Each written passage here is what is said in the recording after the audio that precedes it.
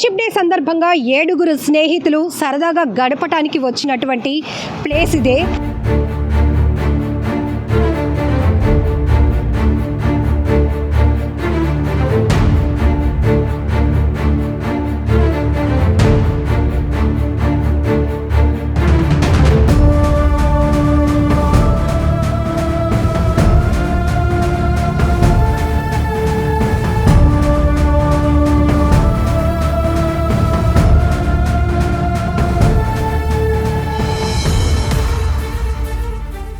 ఎవరు కూడా మాకు జరిగిన సన్నివేశం ఎవరికి జరగకూడదు మేడం. తెలిసిన వాళ్ళు మాత్రం ఎవరు ఇరుపంచులు రాకూడదు మేడం.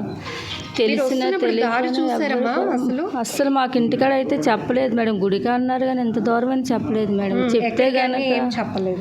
గుడికి అన్నారు కానీ ఇంటికాడ చెప్పలేదు మేడం. మేము ఇక్కడ ఏరాడ బీచ్కి వస్తున్నాం అని అంతే, గంగవరం బీచ్కి వస్తున్నాం అంటే అసలు మేము పంపించకపోదు మేడం. సిటీలో అయితే ఆర్కే బీచ్ ఉంది కదా, కానీ మాకు తెలిసినందు మాత్రం ఈ ఏరియాలోకి ఎవరూ రాకూడదు మేడం. బీచ్కి వచ్చినా టెంపుల్కి వచ్చినా ఎప్పుడో అందరూ ఉన్న ప్లేస్లో వచ్చినా పర్వాలేదు కదా మేడం. సింగిల్గా రావడం 10 మంది 20 మంది ఒక 2-3 మాత్రం ఈ ప్లేస్లోకి రాకూడదు మేడం. అసలు ఎంత అడవిలా ఉంది, చాలా అడవి మేడం. ఈ దారి ఎప్పుడు తెలియని ప్రదేశం మేడం. మాకే నిన్న నెత్తుకునేటప్పటికి అలా అన్ని రోడ్లు ఎత్తుకొని ఇక్కడికి వస్తాడు 3 గంటలు అయింది మేడం. ఇంటికాడ మాకు 12 తెలిసింది మేడం. ఇక్కడికి వచ్చేటప్పుడు 3 అయిపోయింది మేడం అడ్రస్ కనుక్కొని వచ్చేటప్పటికి. కానీ ఎవరైనా ఈ చుట్టుపక్కల ఈ ప్రదేశంలో మాత్రం మేము పడి బాధ ఎవరికి రాకూడదు మేడం. 24 గంటల నుంచి వెతుకుతున్నారు కానీ ఇద్దరు కూడా జాడు దొరకలేదు మేడం. మాకిద్దరు కొంచెం జాడు చూసి వాళ్ళైనా మాకు అప్పచెప్తే మాకు అదే చాలు మేడం. మాకు పిల్లలైతే అస్సలు. కానీ ఒక తల్లిగా చెప్పండి అమ్మా, 2 కుటుంబాల్లో 2 బిడ్డలను పోగొట్టుకున్నారు.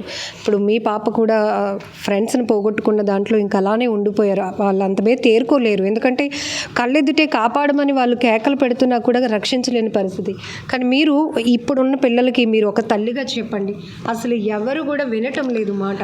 అసలు చెప్తాం మేడం, ఎక్కడికి వెళ్ళకూడదు. తల్లిదండ్రులు తీసుకెళ్తేనే వెళ్ళాలి. పేరెంట్స్ ఎక్కడికైనా వెళ్తే వెళ్ళాలండి. సింగిల్గా మీరు ఫ్రెండ్షిప్గా అలా ఒక దగ్గరికి వెళ్తామని రోడ్డు ఎక్కుతారు. రోడ్డు ఎక్కిన తర్వాత 4 మాట్లాడుకుంటారు. ఈ బీచ్కి వెళ్తే బాగుంటుంది, ఆ బీచ్కి వెళ్తే బాగుంటుంది, ఆ టెంపుల్కి వెళ్తే బాగుంటుంది, ఈ సినిమాకి వెళ్తే బాగుంటుంది అంటారు. అవన్నీ మీకు జరగని పని. తల్లిదండ్రులు తీసుకొని వెళ్తే వెళ్ళాలి. లేదంటే ఏదో వెళ్ళామంటే ఒక 2 నిమిషాలు ఏదో సరదాగా ఒక దగ్గర నిల్చొని మాట్లాడి వచ్చేయాలి. కానీ ఇలాంటి విషయంలో మాత్రం మీరు ఎప్పుడు వెళ్ళకూడదని ఎప్పుడు తల్లిదండ్రులుగా మేము చెప్తూనే ఉంటాం మేడం.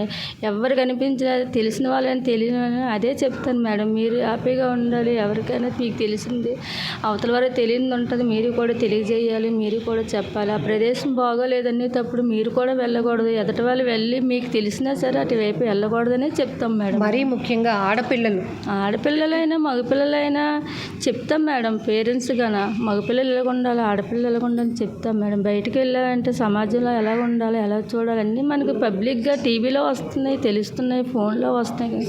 అవి చూసైనా సరే మనం వెళ్ళి దారిలో మనం మంచి దారిలో వెళ్ళాలి కానీ చెడు దారిలో వెళ్ళకూడదు. ఉదయం ఎన్ని గంటలకమ్మా వీళ్ళు బయటకు వచ్చారు? తెల్లవారైతే మేడం నేను సండే కదా మేడం, నాకు ఒంట్లో బాగోక ఫీవర్గా ఉండి నన్ను కూడా రమ్మన్నారు మేడం. అమ్మ టెంపుల్కి వెళ్తున్నాం రా అన్నారు. అయితే ఫస్ట్ వెళ్దామని నా మనసులో ఉన్నది మేడం. నాకు ఎప్పుడైతే ఫీవర్గా ఉండి ఒంట్లో బాగాలేదు నేను రాలేనమ్మా, వద్దు అని అన్నానమ్మా. వద్దని అంటే టెంపుల్కే కదమ్మా వెళ్తామని అన్నారు. సరే అని అనేసి ఇంక మాట్లాడి పడుకొని ఉండిపోయాను. వీళ్ళు ఎన్ని గంటలకు వచ్చారో తెలియదు, ఎన్ని గంటలకు జరిగిందో తెలియదు మేడం. మాకైతే 12 అయింది మేడం అలా జరిగిందని తెలియగానే. అది వేరే వీళ్ళు ఫోన్లు చేశారు. ఎవరిదో ఫోన్లన్నీ డిస్ప్లే పోయాయి మేడం. మరి ఎవరి ఫోన్ నుంచి చేశారు? ఫోన్ చేస్తే ఆ ఫోన్ తెలియగానే మేము ఇంకేం చెయ్యాలో మాకు తెలియదు మేడం. మాకు తెలిసిన వాళ్ళకి 2-3 ఫోన్ చేసాము. మేము ఇంకా మా ఆయన గారు నేను బండి మీద వచ్చేసాం మేడం. ఈ ఏరియా అంతా తెలియక మేమంతా ఎన్ని 4-5 కిలోమీటర్ల లోపలికి వచ్చేసాం మేడం. లోపలికి వచ్చి చిన్న రూట్ తప్పారా, అడవిలాగా ఆ ఏరియాకి వెళ్ళిపోయాం మేడం. ఆ ఏరియాలో తెలియలేదు. ఎవరినాడు ఎలా వెళ్ళాలంటే అంటున్నారు కానీ మాకు ఇన్ఫర్మేషన్ అయితే కరెక్ట్ తెలియలేదు మేడం.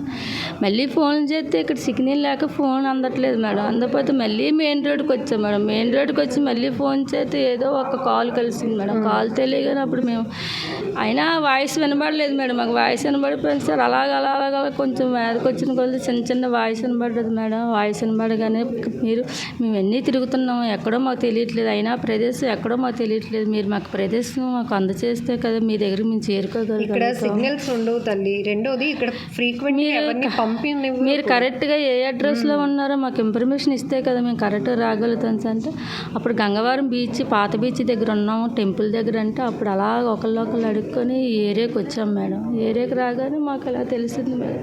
ఈ పిల్లలు కూడా వెళ్ళిపోవలసిందే కానీ ఆ తండ్రి ఆ పిల్లలు ఆ రాళ్ళల్లో అందరికీ దెబ్బలు తగిలేసాయి మేడం. చిన్న చిన్న దెబ్బలు తగిలేసి ఆ రాళ్ళే ఇరికిపోవడం వల్ల వాళ్ళే కూడా కొంచెంసేపటికి వాళ్ళలాగా కొంచెం దెబ్బలు తగిలేసి కొన్ని సైడ్కి వచ్చేసి మాకు ఏదో బాగు చేసుకొని హాస్పిటల్ వేసుకొని కాపాడుకొని, కానీ 7 వచ్చారు మేడం. 7 ఇద్దరు వెళ్ళిపోయారు. వాళ్ళిద్దరు మాకు ఏదో కనిపించి వాళ్ళు మాకు అంత చేస్తే మేము ఏదో సొంత పేరెంట్స్ వచ్చారు. ఇక్కడ అడిగింది ఒకటి అడుగుతున్నారు మేడం, బ్రేకింగ్ ఒకటి చేస్తున్నారు.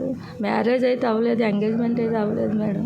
ఫ్రెండ్లీగా వచ్చారు, ఫ్రెండ్లీగా ఇంటికి వెళ్ళిపోతాం అనుకున్నారు, కానీ ఈ ఛానల్లో ఇలా జరుగుతుందని అనుకోలేదు. మాకు తెలిసిన మాత్రం ఈ ఏరియాలోకి ఎవరు అబ్బాయిలు కానీ అమ్మాయిలు కానీ స్టూడెంట్ ఎవరు రాకూడదు మేడం. వచ్చి ఎక్కడికైనా టెంపుల్కైనా వెళ్ళొచ్చు, లేదంటే పేరెంట్స్తో వెళ్ళా అదొక దీనిగా ఉంటుంది కదా మేడం. పేరెంట్స్తో వెళ్ళాము, సరదాగా వచ్చాం.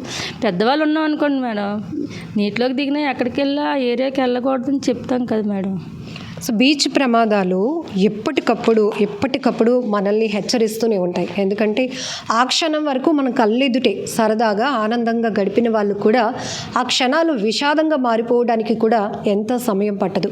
ఎన్నో సందర్భాల్లో అటు ఆర్కే బీచ్ కానీ, అప్పికొండ బీచ్ కానీ, ఋషికొండలో అయితే ఇంకా అక్కడ కొంత టూరిస్ట్ ప్లేస్ ఉంటుంది కాబట్టి పర్టికులర్గా అక్కడ ఎవరైనా స్విమ్ చేయాలనుకునే వాళ్ళకి ఒక ఆర్చ్ టైప్లా ఏర్పాటు చేసి అక్కడ కొంచెం అలలు ఉధృతి అయితే తక్కువగానే ఉంటుంది. కానీ ఈ అప్పికొండ బీచ్ కానీ, గంగవరం మాధవస్వామి టెంపుల్ దగ్గర ఉన్న బీచ్ మాత్రం చాలా ప్రమాదకరం.